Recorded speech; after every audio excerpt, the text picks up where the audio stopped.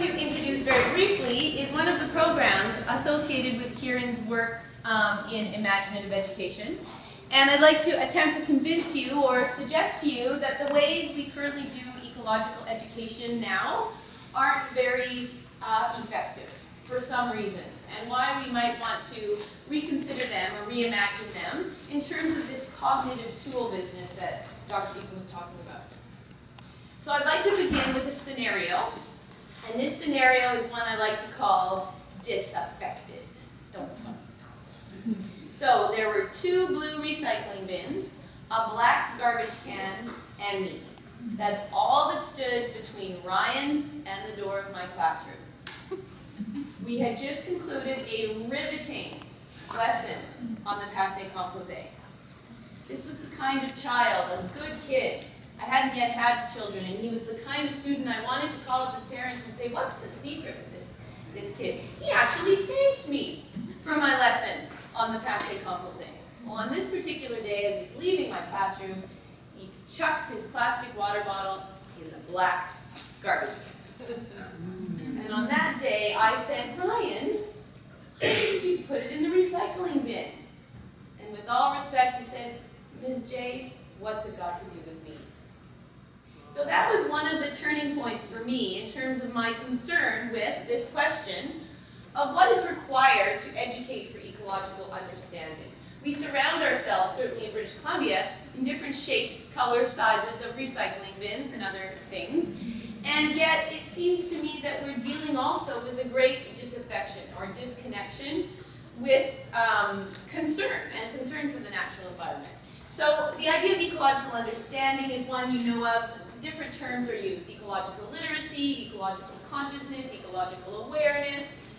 Basically, for the purpose of this presentation, it's that deeper understanding of being part of a living world, or as David Orr says, implicatedness in life. And not only the understanding of that, but the wherewithal and the concern to do something about it. How do we in fact cultivate that? Well, I'd like to provide a very brief rationale for changing what we currently do. As you all know, many of you are teachers, and you wouldn't be surprised to hear, if you're not a teacher, that we look to schools to do something about this. We look to teachers in schools, and increasingly in mission statements in schools, there's a call to increase ecological understanding among students. And there's various things in place to do so. But are we equipped? Do we really have the resources? And a much more fundamental question, and that's what I am increasingly interested in, I think I'd be decreasingly interested in it after years of study, but I'm increasingly interested, is the idea that are the metaphors we currently think with in education about the mind and about schools that function, are they suitable for the aim of cultivation of ecological understanding? And you are likely surprised that I would say no. First of all, limitations of current practice. One is that there are very few resources that actually centralize this question of cultivation of ecological understanding in everyday schools. A larger problem is that we're adding on this question of how do we cultivate ecological understanding to a pedagogical approach that is inherently antithetical to the goal it aims to support. Our means and our ends are misaligned. Now, what do I mean by that? Well, I'd like to suggest that at the heart of ecological understanding is emotion and imagination.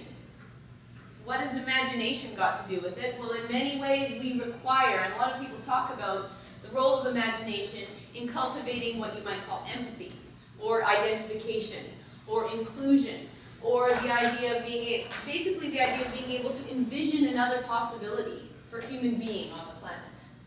We need imagination for that. We need imagination and emotion as well, because it's emotion that, as Kieran describes very often in his work in different ways, it's our emotional responses to the world around us that make the knowledge meaningful.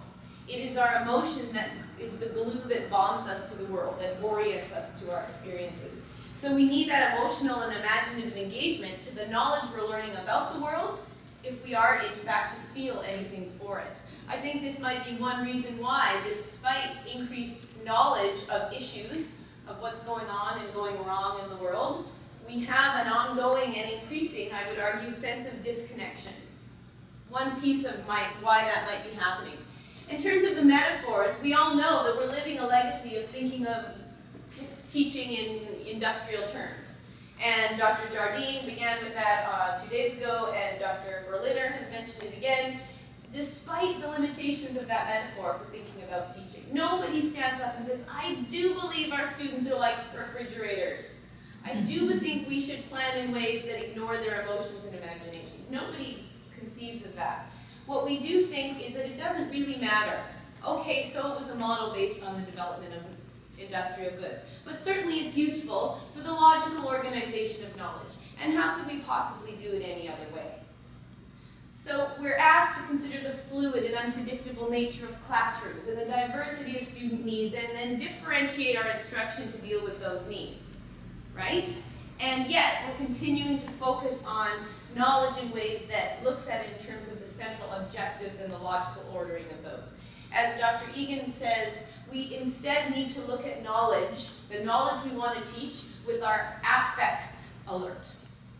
Look for the affective content within whatever we're teaching, and that's where we begin. So I'd like to propose that we think instead about education as weaving. We all know that Homer, I'm not talking about Homer Simpson, Homer was a rhapsode or an oral bard. He was a storyteller. He was a weaver and a storyteller. He was a weaver of tales. Rhapsode, oral bard, comes from the Greek rhapsodion, I apologize for pronouncing that incorrectly, which means to stitch song together. And I think whether you consider imaginative educators or imaginative ecological educators, our role as educators is to weave imaginative context for our students. And we weave imaginative context by doing what Homer did, and that was to, first of all, weave the topic into our own hearts. And support students in also weaving the topic within their own hearts. And so what I want to propose is that we can there's some principles for this weaving. And it's not a perfect metaphor, it's far from perfect, but it's a heck of a lot better, I think, than some of the industrial ones for what I think Dr. Egan is doing in imaginative education and how I'd like to apply it to ecological education. Principles for weaving, very briefly, and I invite you to go to the website where this program is described, because there's a lot more detail about what each of these mean. But basically, you need to begin with engagement. You begin weaving by weaving. And so the first question you need to ask yourself as an educator is what engages you emotionally and imaginatively in the topic. And if you went to any sessions in the last couple of days that dealt specifically with Kieran's work, certainly if you were at the Corbett session yesterday, that's where it all begins. What engages you? How do the teachers weave the topics into their own hearts? Second question, how can the body experience this topic? And yes, this does tie into Dr. Egan's notion of somatic understanding, but it is a much more sort of ecologically informed elaboration of the body's engagement in the world. But I'm not just talking about sensory engagement. Again, I'm returning to the emotional responses that our body's participation in the world evoke as being a concern for teachers. Thirdly, what does the topic mean in this place? I don't think we can do one of these and move toward a better shot at cultivating ecological understanding.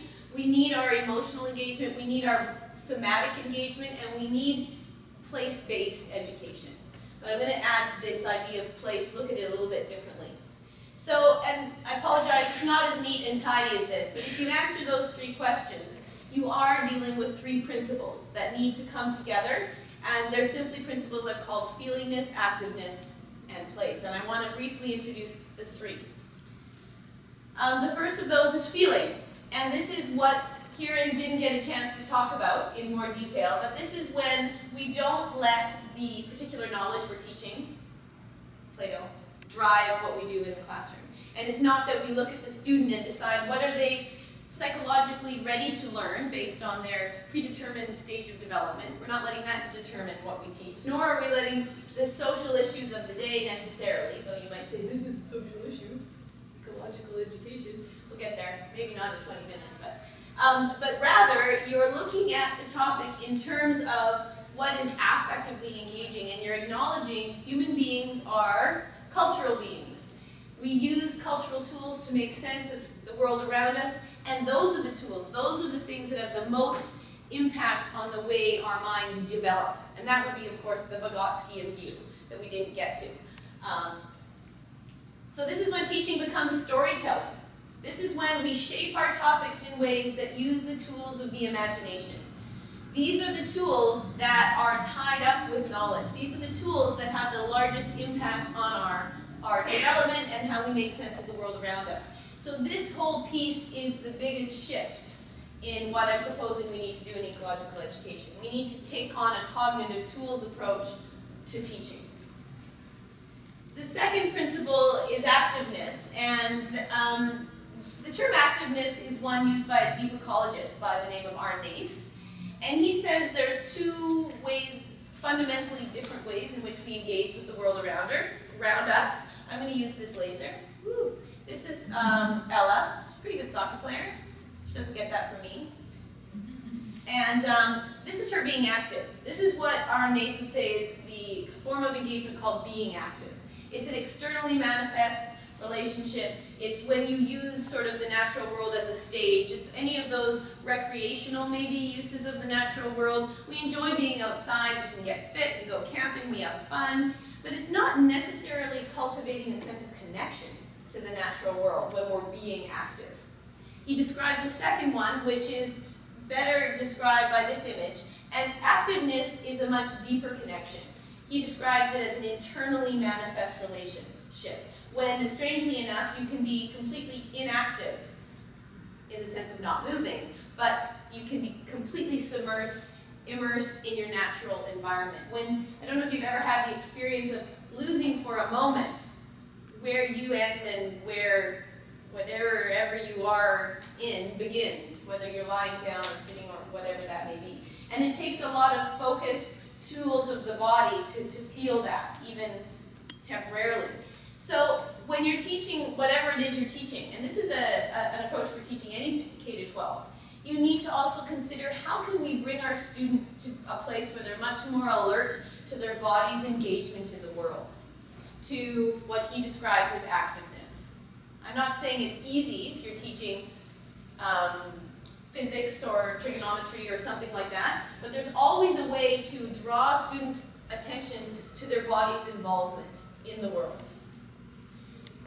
And even if you're not doing that for the purpose of ecological education, I think it's probably a good idea, increasingly. Okay. And the third principle is this idea of place and sense of place. Now, many people write in ecological education about the value of place. It seems to be, the lingo is that cultivating a sense of place is a basis for rootedness, responsibility, belonging. You can give knowledge and hope that it changes people's minds about how they should behave in the world, but if in fact they love a place, they feel emotionally connected to some place on this planet, they're more likely to do something about it. That's what people are saying. Now, I love the literature in place-based education for what it does to upset the patterns, typical patterns of schooling, but I still see it too closely tied to these other ways of viewing education.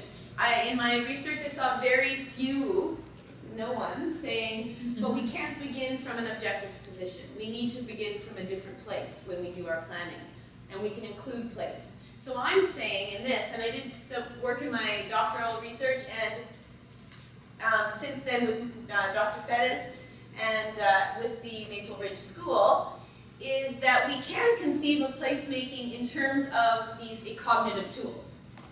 We are equipped with imaginative capacities, and one of those capacities is grasping situation. So if we look at it in terms of through a cognitive tool lens, what is it, what feature of our imagination enables us to develop a sense of place? What is at work?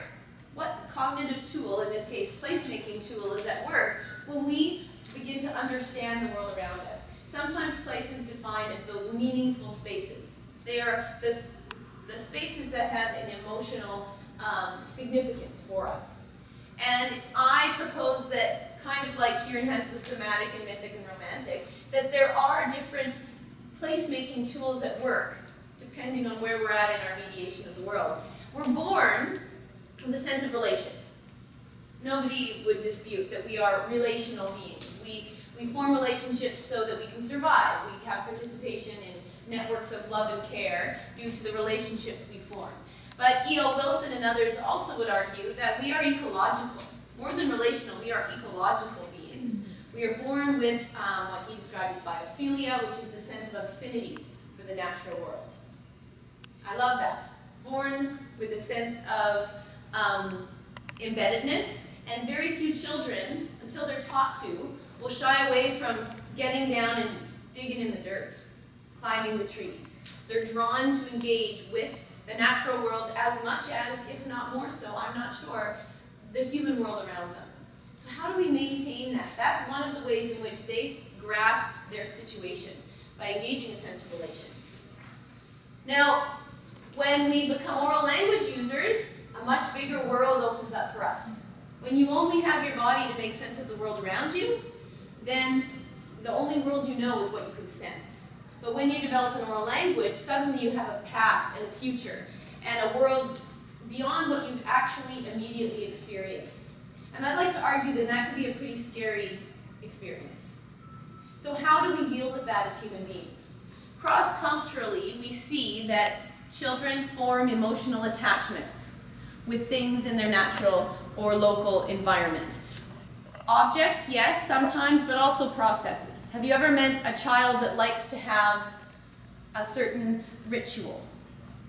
Have you ever met a child like my Ella that is, completely and utterly attached to some feature of their world, whether it's a blanket or a book or a certain t-shirt, and you just want to get a chance to wash it, so now you have to take it off when they're sleeping, put it on when they're still sleeping.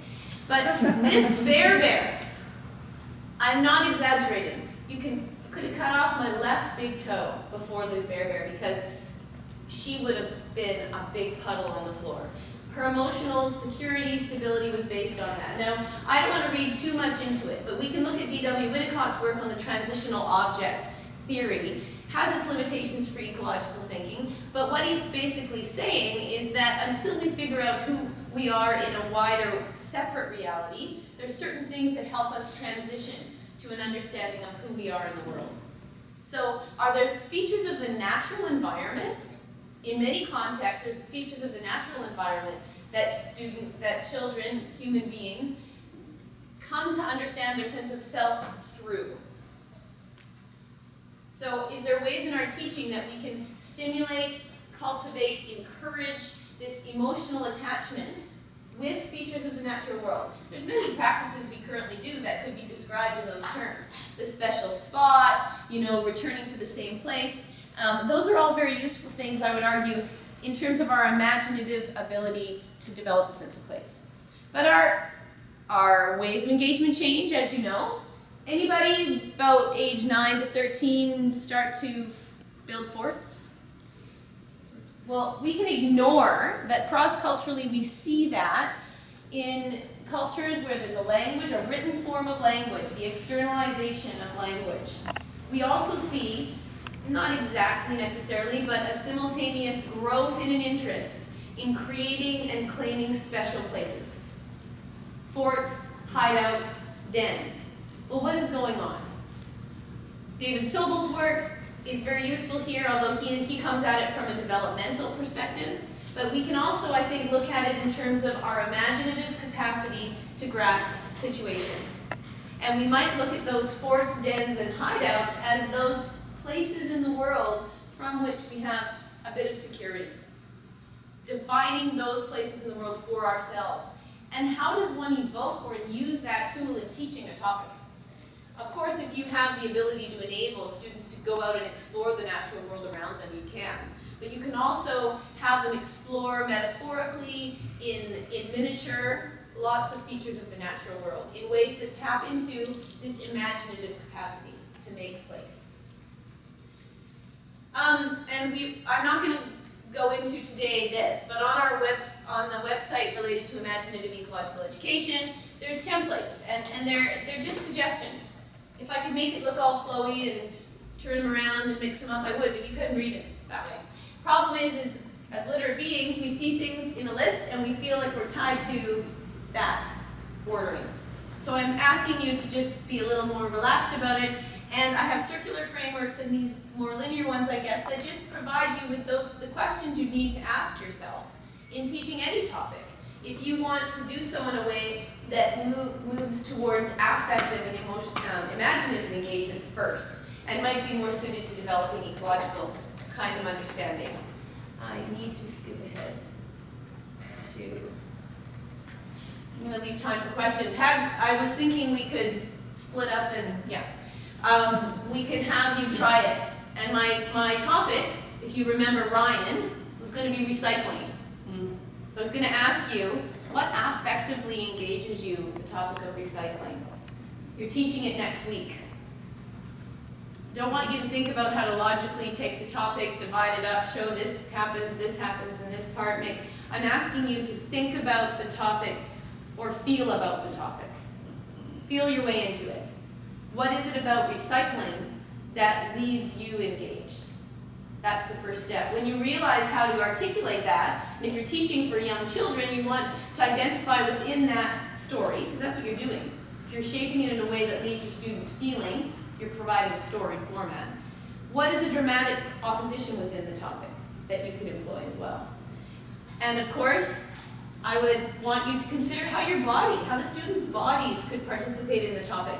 Not just having them do jumping jacks or collecting garbage and putting them in the right bins, but in a way that has them better understand the central emotional significance of the topic of recycling. And then, of course, the sense of place. How can you engage them in the local, natural, cultural environment in a way that cultivates and their understanding of recycling?